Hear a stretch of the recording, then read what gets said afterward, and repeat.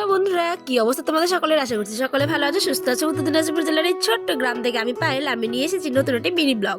দেখো তো কি সুন্দর সুন্দর সবজি হয়েছে, তাই না? ক্ষেতের মধ্যে টাটকা টাটকা পালং, রসুন, আলু, পেঁয়াজ, কত কিছু। কিন্তু দুর্ভাগ্য একটাই, যে আমাদের কোনো কিছুই নেই, মানে আমাদের এই জমিটা নেই।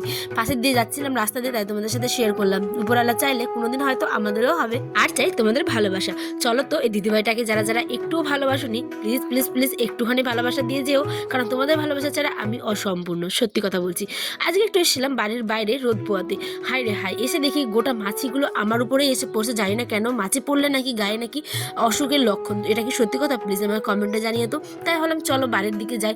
আমাদের বাড়িটা একদম গ্রামের ভিতরে, তাই দেখো বাজার, কত রকম গাছ, কত কিছু। তো আমি সোজাসুজি তোমাদের সাথে কথা বলার মানে পরেই চলে যাচ্ছিলাম হচ্ছে বাড়ির দিকে। গিয়ে দেখি আমার বড় শ্বশুর, দেখো কি বলে। হাই করো তোকে, এরকম করো, হাই করো।